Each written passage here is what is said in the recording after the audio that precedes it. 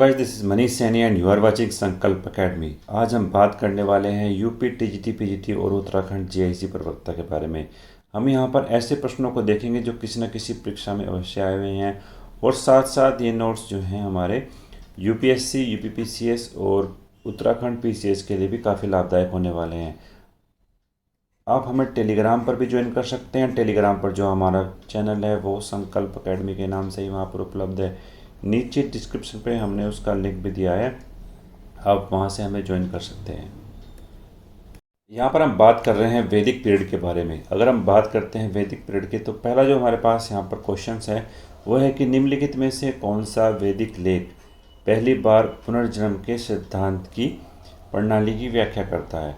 तो ऐसा जो हमें उपन्यास मिलता है या ऐसा जो वैदिक अभिलेख मिलता है जिसमें पुनर्जन्म के सिद्धांत की व्याख्या की गई है, तो वो है छंदोपनिषद। छंदोपनिषद में सर्वप्रथम पुनर्जन्म के सिद्धांत की व्याख्या की गई थी। अगर आप इस चैनल पर नए हैं तो प्लीज़ सब्सक्राइब करें और शेयर करें अपने दोस्तों के साथ। चलते हैं नेक्स्ट क्वेश्चन पे। नेक्स्ट क्वेश्चन जो हमारे पास है वो है कि प्राचीन भारतीय लेखों के अनुसार निम्नलिखित में से कौन सी दो नदियों के बीच की भूमि ब्रह्मवर्त कहलाती है। तो ब्रह्मवर्त जो कहलाती थी वो सरस्वती और दृश्यवती नदी के बीच की भूमि को हम यहाँ पर ब्रह्मवर्त कहलाते हैं, जो आजकल पंजाब क्षेत्र का जो रीजन है, तो वहाँ पर ये भूमि ब्रह्मवर्त कहलाती थी। नेक्स्ट क्वेश्चन चलते हैं। नेक्स्ट क्वेश्चन है हमारे पास, तमसोमा ज्योतिर्गमय या हमें अंधकार से प्रकाश की ओर ले चलो, यह निम्नलिखित में से किस उपनिषद में आता है। तो तमसोमा ज्योतिर्गमय ये उपनिषद में आता है वृहदारण्यक उपनिषद के अंतर्गत यह है लिखा गया, और उसका जो अर्थ है वो है हमें अंधकार से प्रकाश की ओर ले चलो। नेक्स्ट क्वेश्चन चलते हैं। नेक्स्ट क्वेश्चन है हमारे पास, एक पुनर्विवाहित स्त्री के लिए प्रयुक्त पुनर्भू शब्द सर्वप्रथम किस हमें वेद में मिलता है। तो पुनर्भू जो शब्द हमें मिलता है वो सर्वप्रथम मिलता है अर्थवेद में। तो अर्थवेद में सर्वप्रथम पुनर्भू शब्द का प्रयोग किया गया था। नेक्स्ट क्वेश्चन चलते हैं। नेक्स्ट क्वेश्चन हमारे पास, किस ग्रंथ में अवतारवाद की चर्चा की गई है। तो अवतारवाद की जो चर्चा की गई है वो की गई है भगवत गीता में। श्रीमद् भगवत गीता में अवतारवाद की चर्चा की गई है, जो मूलतः संस्कृत में लिखी गई थी, और अवतारवाद संबंधी विस्तृत चर्चा इसी ग्रंथ में मिलती है। इसमें श्री कृष्ण ने अर्जुन को समझाते हुए कहा है कि यदा यदा हि धर्मस्य ग्लानिर्भवति भारती।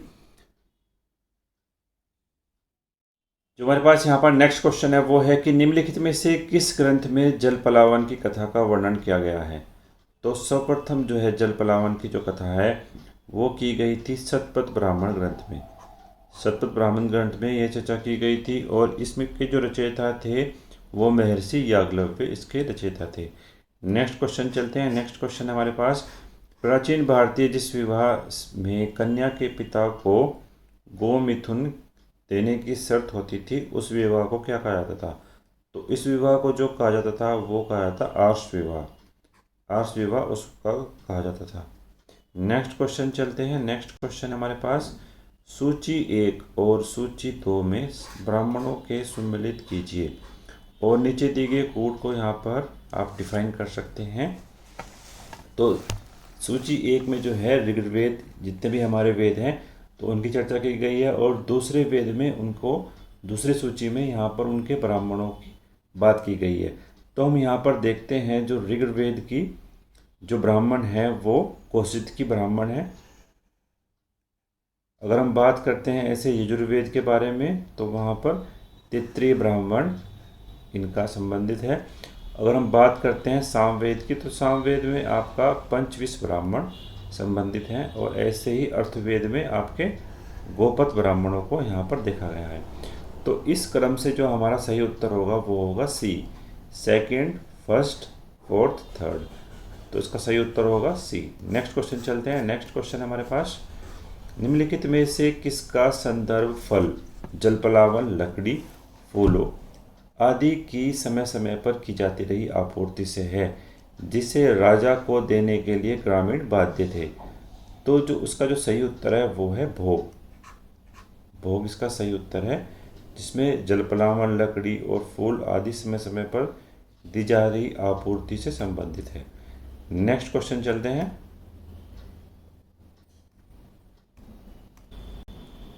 नेक्स्ट क्वेश्चन जो हमारे पास है वो ये है कि वैदिकोत्तर समाज के बारे में निम्नलिखित में से कौन सा कथन सत्य नहीं है।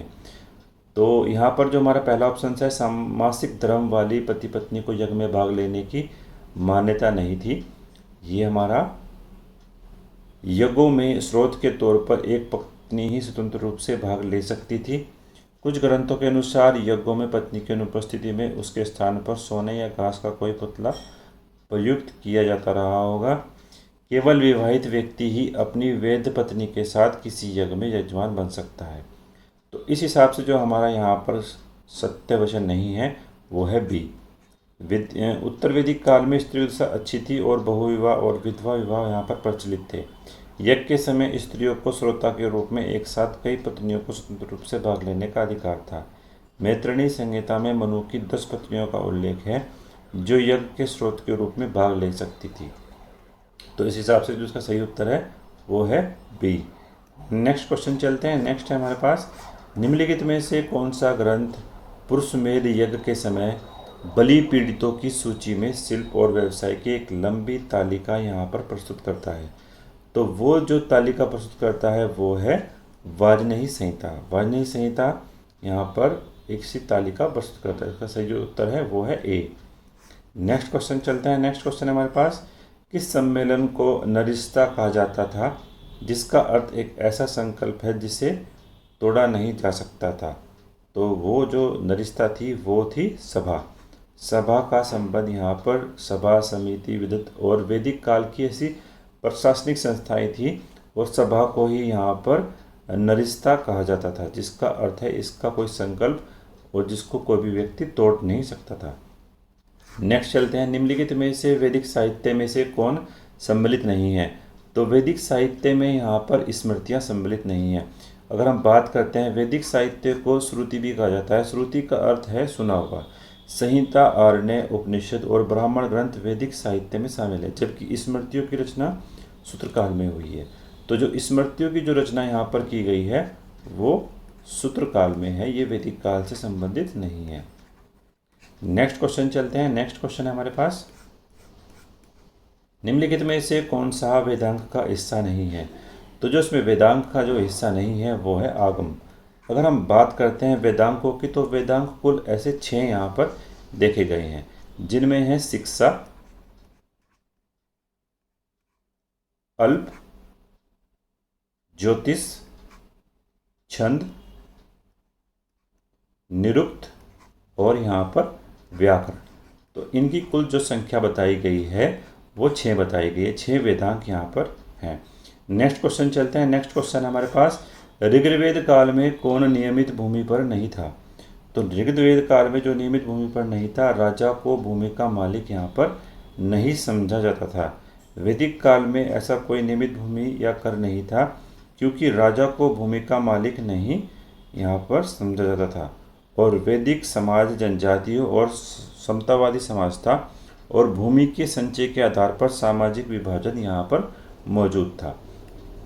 नेक्स्ट क्वेश्चन चलते हैं। नेक्स्ट क्वेश्चन हमारे पास, सूचियों 1 और सूची 2 को सम्मिलित कीजिए। यहाँ पर 2 सूचियाँ दी गई हैं। हम देखते हैं कि ऋग्वेद ब्राह्मण यहाँ पर किससे संबंधित है। तो ऋग्वेद ब्राह्मण जो है यहाँ पर वो ऐत्रेय ब्राह्मण से संबंधित है। ऐसे अगर हम बात करते हैं सामवेद की, तो सामवेद यहाँ पर पंचविश ब्राह्मण से संबंधित है। और बात करते हैं यजुर्वेद की, तो यजुर्वेद यहाँ पर शतपथ ब्राह्मण से संबंधित है। और अर्थवेद यहाँ पर गोपथ ब्राह्मण से संबंधित है। तो यहाँ पर एक और वेद दिए गए हैं और यहाँ पर दूसरी ओर उसके ब्राह्मणों को दिया गया है। तो इस हिसाब से जो इसका सही उत्तर होगा वो होगा सी, 3, 4, 2, 1। नेक्स्ट क्वेश्चन चलते हैं। नेक्स्ट क्वेश्चन हमारे पास, ऋग्वेद में किस नदी को नदीतमे, देवीतमे कहा जाता है। तो ऐसी नदी जिसको देवीतमे या कहा जाता है तो वो थी सरस्वती नदी। ऋग्वेद में सर्वाधिक पवित्र और सम्मानित नदी यहाँ पर सरस्वती नदी को कहा गया है। और ऋग्वेद में जो सरस्वती नदी थी उसको मातेमा, देवता और नदीतमा कहा जाता है। नेक्स्ट क्वेश्चन चलते हैं। नेक्स्ट क्वेश्चन है हमारे पास यहाँ पर, निम्नलिखित में से किसे निरुक्त का प्रेरणा कहा गया है। तो जो निरुक्त का जो प्रेरणा कहा गया है वो कहा गया है यास्क को। सही उत्तर होगा इसका बी। ऋग्वेद, यजुर्वेद, सामवेद, अर्थवेद वैदिक काल में रचे गए 4 प्रमुख ग्रंथ हैं और इन वेदों के 6 अंगों को बताया गया है, जो वेदांग हमने पिछले क्वेश्चन में देखे थे। शिक्षा, अल्प, निरुक्त, व्याकरण, छंद और ज्योतिष। निरुक्त का प्रेरणा यहाँ पर याचक है।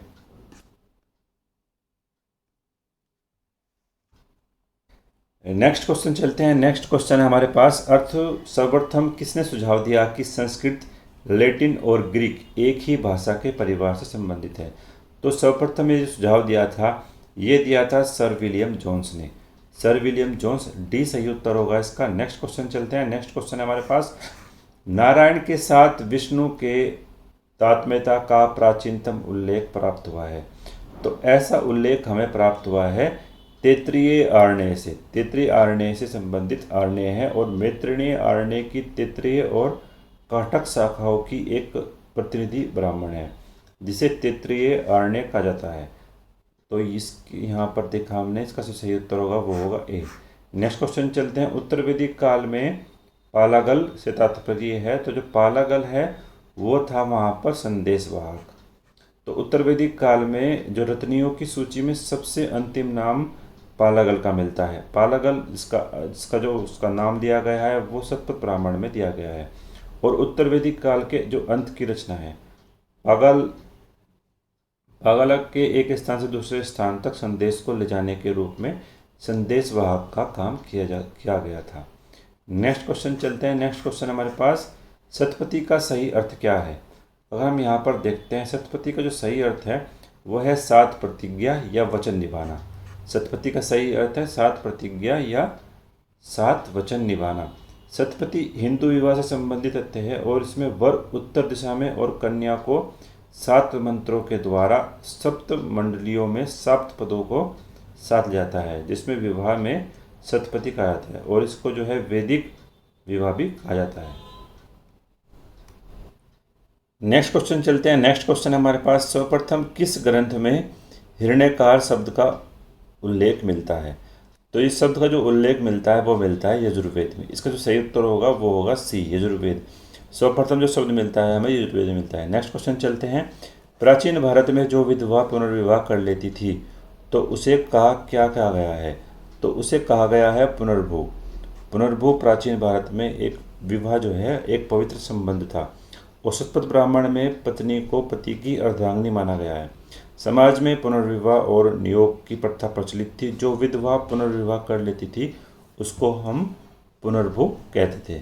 नेक्स्ट क्वेश्चन चलते हैं। नेक्स्ट क्वेश्चन हमारे पास, निम्नलिखित में से जिस वेद की रचना गद्य और पद्य दोनों में की गई है उसका नाम क्या है? जिसकी रचना गद्य और पद्य दोनों में की गई है उस वेद का नाम है यजुर्वेद। तो यजुर्वेद हमें यहाँ पर दोनों ही पद में मिलता है, गद्य में भी और पद्य में भी। नेक्स्ट क्वेश्चन चलते हैं। नेक्स्ट क्वेश्चन हमारे पास, निम्नलिखित में से कौन सा वेद अंशतः गद्य में लिखा गया? निम्नलिखित में से जो अंशतः गद्य में लिखा गया वेद है वो है यजुर्वेद। यजुर्वेद की रचना हमें दोनों ही यहाँ पर पद में मिलती है और गद्य में भी मिलती है। नेक्स्ट क्वेश्चन चलते हैं। नेक्स्ट क्वेश्चन हमारे पास, निम्नलिखित में से कौन सा ग्रंथ भारतीय गणित का प्राचीनतम साक्ष्य है? यहाँ पर जो प्राचीनतम साक्ष्य हमें प्राप्त हुआ है वो है सुलभ सूत्र से। इसका जो सही उत्तर होगा वो होगा डी। नेक्स्ट क्वेश्चन चलते हैं। नेक्स्ट क्वेश्चन हमारे पास, निम्नलिखित में से कौन सा वैदिक देवता नहीं है? अगर हम यहाँ पर बात करते हैं, जितने भी यहाँ पर देवताओं के बारे में चर्चा की गई है तो इसमें केवल इंद्र और विष्णु ही वैदिक देवता हैं। विष्णु का उल्लेख ऋग्वेद में देवता के रूप में किया गया है और परंतु ये स्वतंत्र देवता न होकर सूर्य के ही रूप थे। और कृष्ण तथा ब्रह्मा का उल्लेख वैदिक देवता के रूप में नहीं किया गया है। तब पूछे गए प्रश्न के आधार पर किसी एक विकल्प का यहाँ पर चयन करना मुश्किल है, तो यहाँ पर इसका जो सही उत्तर होगा वो विकल्पों के अनुसार से नहीं दिया जा सकता है। नेक्स्ट क्वेश्चन चलते हैं। नेक्स्ट क्वेश्चन हमारे पास, वैदिक कालीन देवताओं की संख्या कितनी थी? तो यहाँ पर वैदिक कालीन जो देवता थे वो थे 33 देवी देवताओं की चर्चा वैदिक काल में की गई है। नेक्स्ट क्वेश्चन चलते हैं। नेक्स्ट क्वेश्चन हमारे पास, निम्नलिखित में से कौन वैदिक सूर्य देवता नहीं थे? यहाँ पर हम बात करते हैं सरस्वती, विष्णुकर्म और सविता। इसका संबंध जो है सूर्य देवता से लगाया गया है और विश्वकर्मा यहाँ पर ये सूर्य देवता से संबंधित नहीं है। जो विश्वकर्मा थे वो शिल्पियों का मुखिया, उनसे संबंधित देवता थे और जो मुख्यतः निर्माण और सर्जन के देवता के रूप में हम जानते हैं। नेक्स्ट क्वेश्चन चलते हैं। नेक्स्ट क्वेश्चन है हमारे पास, सूची 1 और सूची सेकंड में सम्मिलित किए गए हैं। यहाँ पर इनको हमें सम्मिलित करना है। अब देखते हैं हम, एक और ऋग्वेद बताया गया है और दूसरी ओर यहाँ पर सूची सेकंड में उनके ब्राह्मणों की चर्चा की गई है। अब हम देखते हैं यदि ऋग्वेद, तो ऋग्वेद जो है यहाँ पर होता से संबंधित है, यजुर्वेद अर्थवेद से संबंधित है और सामवेद जो है वो उद्गाता से संबंधित है। और ऐसे ही जो शेष बचा है अर्थवेद, वो यहाँ पर ब्रह्मा से संबंधित है। तो इस आधार पर जो सही उत्तर होगा उसका वो होगा ए, 1 2 3 4। नेक्स्ट क्वेश्चन चलता है। नेक्स्ट क्वेश्चन हमारे पास, युद्ध का प्रारंभ मनुष्य के मस्तिष्क से होता है, किस ग्रंथ में उल्लेखित है? तो जो युद्ध का जो प्रारंभ होता है, इस बात की जो उल्लेख किया गया है वो अर्थवेद में किया गया है। यहाँ पर जिसमें मानव हृदय और मस्तिष्क के एकीकरण के लिए समान आशय में देवताओं को संबोधित भी किया गया है इसके माध्यम से। नेक्स्ट क्वेश्चन चलते हैं। वेदों के काव्यात्मक हिस्से को क्या कहा गया है? तो वेदों के जो काव्यात्मक हिस्से हैं उनको यहाँ पर संहिता कहा गया है। तो सही उत्तर जो होगा वो होगा सी, वेदों के काव्यात्मक हिस्से को संहिता कहते हैं। और कुल वेदों की संख्या यहाँ पर 4 हैं, ऋग्वेद, यजुर्वेद, अर्थवेद और सामवेद। नेक्स्ट क्वेश्चन चलते हैं। वेदों को क्या कहा गया है? तो वेदों को यहाँ पर ध्वनि उच्चारण भी कहते हैं। वेद का अर्थ है ज्ञान और वैदिक साहित्य को श्रुति भी कहा जाता है। श्रुति का अर्थ है सुना हुआ। भारतीय साहित्य व्यवस्था में वेदों को औरुस पृष्ठ भी कहा गया है। क्योंकि वैदिक काल में लिपि का ज्ञान नहीं था और इसलिए वैदिक ज्ञान की एक पीढ़ी से दूसरी पीढ़ी में हम मौखिक रूप से पहुंचाते थे। तो वेदों को क्या कहा गया है? ध्वनि उच्चारण। नेक्स्ट है हमारे पास, वेदों को क्या कहा जाता है? तो वेदों को यहाँ पर हम श्रुति भी कहते हैं। अभी हमने पिछले क्वेश्चन में देखा, श्रुति या ध्वनि उच्चारण भी इसको कहा जाता है। नेक्स्ट क्वेश्चन चलते हैं। नेक्स्ट क्वेश्चन हमारे पास, निम्नलिखित में से कौन सा वेद या श्रुतियों के अंग नहीं है? हम देखते हैं संहिता, ब्राह्मण और उपनिषद यहाँ पर वेदों के अंग है, जबकि पुराण यहाँ पर वेदों के अंग नहीं है। पुराण और वेद श्रुति के अंग नहीं है। नेक्स्ट क्वेश्चन चलते हैं। नेक्स्ट क्वेश्चन हमारे पास, युद्ध के लिए ऋग्वेद में किस शब्द का प्रयोग किया गया है? तो युद्ध के लिए यहाँ पर जो शब्द का प्रयोग किया गया है वो गविष्टि शब्द का प्रयोग किया गया है। बी इसका सही उत्तर होगा, गविष्टि शब्द। नेक्स्ट क्वेश्चन चलते हैं। वैदिक काल में किस पुरुष को जो है यहाँ पर पशु को अगन्य कहा गया है? अगन्य मतलब जिसको मारा नहीं जा सकता, तो वो यहाँ पर कहा गया है गाय को। गाय को यहाँ पर अगन्य कहा गया है क्योंकि यह वैदिक काल में सबसे पवित्र पशु के रूप में सामने आती है। नेक्स्ट क्वेश्चन है हमारे पास, 16 संस्कार में उपनयन संस्कार किस क्रम पर आता है? अगर हम बात करते हैं उपनयन संस्कार की, तो वो यहाँ पर 11वें क्रम में आता है। यहाँ पर 16 संस्कार ऐसे हैं जो मनुष्य के जीवन से संबंधित हैं। अगर हम बात करते हैं उन 16 संस्कारों की, तो पहले से 16 स्थान पर ये इस प्रकार है: गर्भाधान, पशुपवन, सीमांतो उन्नयन, जातकर्म, नामकरण, निष्कर्मण, अन्नप्राशन, चूड़ाकरण, कर्णभेदन, विद्या आरंभ, उपनयन, वेदारंभ, केशांत, समावर्तन, विवाह और अंत्येष्टि। ये पूरे 16 क्रम हमारे वैदिक साहित्य में बताए गए हैं। नेक्स्ट क्वेश्चन चलते हैं। नेक्स्ट क्वेश्चन हमारे पास, कौन शिक्षा से संबंधित नहीं है? तो यहाँ पर जो शिक्षा से संबंधित नहीं है वो सीमांतो उन्नयन संस्कार यहाँ पर शिक्षा से संबंधित नहीं है। नेक्स्ट क्वेश्चन जो हमारे पास है वो है, वैदिक युग में कौन सी सामाजिक कुप्रथा प्रचलित नहीं थी? हम यहाँ पर बात करते हैं कुप्रथाओं के बारे में, तो बाल विवाह, सती प्रथा और प्रथा प्रथा यहाँ पर प्रचलित नहीं थी। और बात करते हैं बहुपत्नी प्रथा के बारे में, तो कहीं कहीं इस पर इसका उल्लेख भी मिलता है। यहाँ पर ऑप्शंस के हिसाब से हमारा कोई भी यहाँ पर ऑप्शन सही नहीं बैठता है। तो चलते हैं नेक्स्ट क्वेश्चन पे। तो नेक्स्ट क्वेश्चन है हमारे पास, वैदिक काल में निम्नलिखित में से कौन सी प्रथा प्रचलित नहीं थी? तो यहाँ पर जो प्रथा प्रचलित नहीं थी वो थी बाल विवाह। दहेज, बधूल्य और विधवा विवाह यहाँ पर प्रचलित था। यहाँ पर जो प्रचलित प्रथा नहीं थी वो थी बाल विवाह, यहाँ पर प्रचलित नहीं थी। नेक्स्ट क्वेश्चन चलते हैं। निम्नलिखित में से इंद्र को ऋग्वेद के किस नाम से पुकारा गया है? अगर हम बात करते हैं ऋग्वेद में, तो ऋग्वेद में इंद्र को पुरंदर कहा गया है, यानी किलों को तोड़ने वाला। तो तोड़ने वाला कहा गया है इंद्र को। नेक्स्ट क्वेश्चन चलते हैं। ऋग्वेद संहिता की 1/4 रचनाओं का निर्देशित किया गया है। इसका जो यहाँ पर सही उत्तर है वो है इंद्र। तो इंद्र को 1/4 रचनाओं को निर्देशित किया गया है ऋग्वेद की। नेक्स्ट क्वेश्चन चलते हैं, ऋग्वेद में घोड़ों को कितनी बार उल्लेख किया गया है। अगर हम यहाँ पर बात करते हैं घोड़ों के उल्लेख के बारे में, तो यहाँ पर कुल 256 बार ऋग्वेद में घोड़ों का उल्लेख किया गया है और पुरातात्विक जो संदर्भों में इसका उल्लेख हम करते हैं करीबन 200 से अधिक बार यहाँ पर इसका उल्लेख किया गया है। तो निकटतम विकल्प यहाँ पर ए है। नेक्स्ट क्वेश्चन चलते हैं, अद्वैत काल की अनुश्रुति किस काल में हुई थी। जो अद्वैत काल की अनुश्रुति उत्तर वैदिक काल में यहाँ पर की गई थी। सही उत्तर होगा इसका बी। नेक्स्ट क्वेश्चन चलते हैं। नेक्स्ट क्वेश्चन हमारे पास, भारतीय संस्कृति की आधारशिला क्या है। तो भारतीय जो संस्कृति है उसकी जो आधारशिला है वो ऋग्वेद को हम मानते हैं। ऋग्वेद भारतीय साहित्य का सबसे प्राचीनतम ग्रंथ है और ऋग्वेद काल के करीबन 1500 ईस्वी पूर्व से 1000 ईस्वी पूर्व का इसका काल माना जाता है। तो यहाँ पर इसका सही उत्तर होगा डी, ऋग्वेद। नेक्स्ट क्वेश्चन है हमारे पास,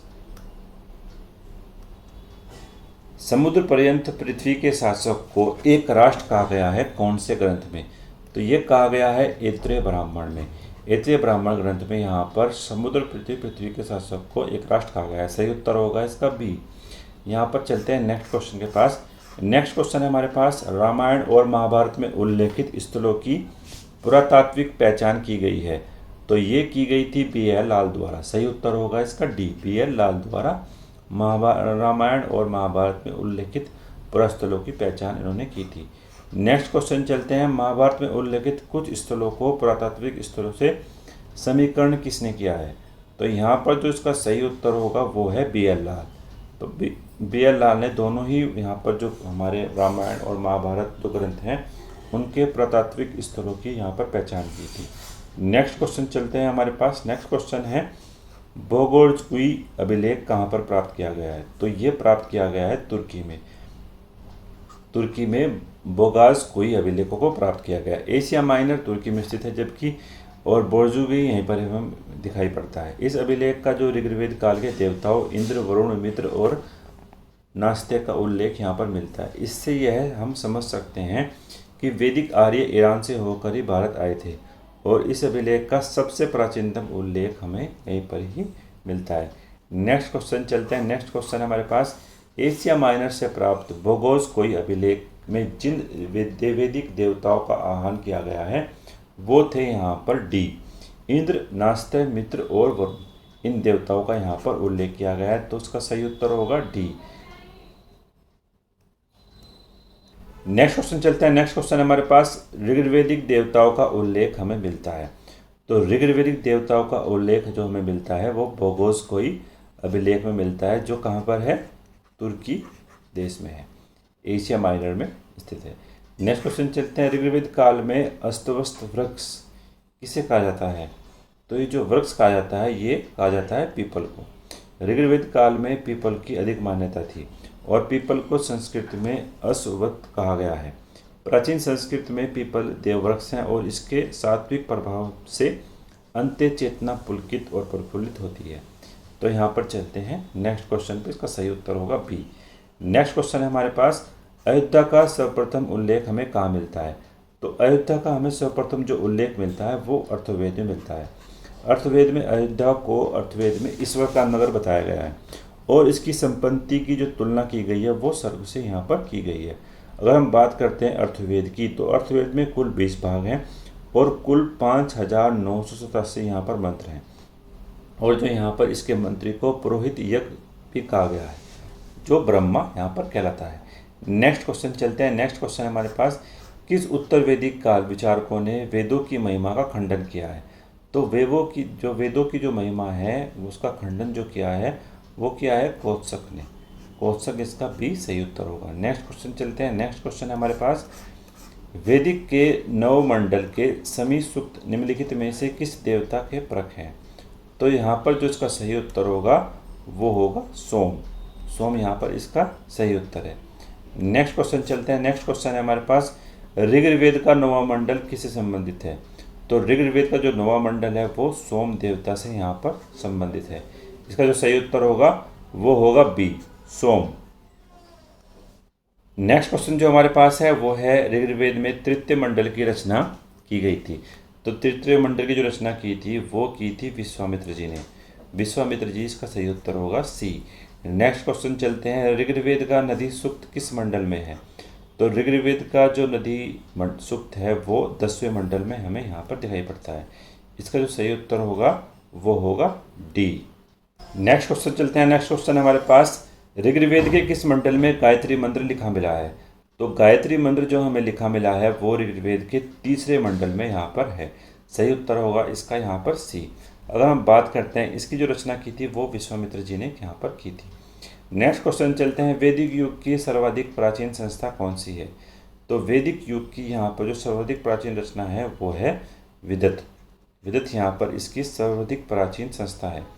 नेक्स्ट क्वेश्चन चलते हैं, अधोलिखित में से कौन वैदिक आर्यों की प्राचीनतम संस्था है? वैदिक आर्यों की जो यहाँ पर प्राचीनतम संस्था हमें दिखाई पड़ती है वो है विदत।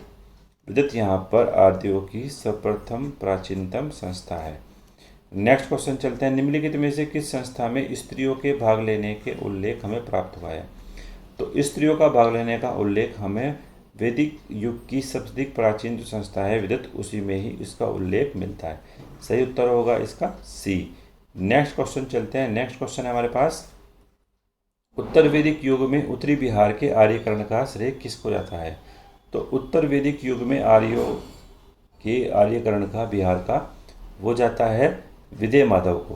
विदय माधव को बिहार के आर्यकरण के लिए हम समझ सकते हैं। नेक्स्ट क्वेश्चन चलते हैं, उत्तर वैदिक काल में आर्यों को भारतीय मूल के किस अंश की जानकारी नहीं थी? तो हम यहाँ पर बात करते हैं, वो उसका सही उत्तर होगा कृष्णा नदी और घाटी तक दक्षिण भारत की। तो उत्तर वैदिक काल में भूगोल के इस अंश की जानकारी आर्यों को नहीं थी। नेक्स्ट क्वेश्चन चलते हैं। नेक्स्ट क्वेश्चन है हमारे पास, निम्नलिखित में से कौन वैदिक समाज में प्रचलित नहीं था? अगर हम बात करते हैं वैदिक समाज में, तो सती प्रथा का हमें यहाँ पर कहीं भी उल्लेख नहीं मिलता है। प्रेम विवाह, विधवा विवाह और बहुपत्नीता का हमें वैदिक समाज में उल्लेख मिलता है। नेक्स्ट क्वेश्चन चलते हैं, 10 राजाओं के युद्ध का विजयी राजा सुदासु निम्नलिखित में से किस जन से संबंधित है? तो यहाँ पर जो संबंधित है वो संबंधित है त्रितु से। त्रितु 10 राजा का 10 राजाओं का उल्लेख हमें मिलता है और ये संबंधित है त्रिशूर से संबंधित है। नेक्स्ट क्वेश्चन चलते हैं। नेक्स्ट क्वेश्चन हमारे पास, 10 राजाओं के युद्ध में भरतों का पुरोहित किसे कहा गया है? तो भरतों का जो पुरोहित था यहाँ पर वो थे गुरु वशिष्ठ को। तो गुरु वशिष्ठ यहाँ पर भरतों के पुरोहित थे। नेक्स्ट क्वेश्चन चलते हैं, 10 राजाओं के विख्यात युद्ध को निम्नलिखित में से कौन विजयी हुआ था? तो यहाँ पर जो विजयी हुआ था वो हुआ था सुदास। सुदास यहाँ पर विजयी हुआ था और ये परशुनी नदी जो आधुनिक रावी नदी है उसके किनारे पर यह युद्ध को जो है सम्मिलित किया गया था।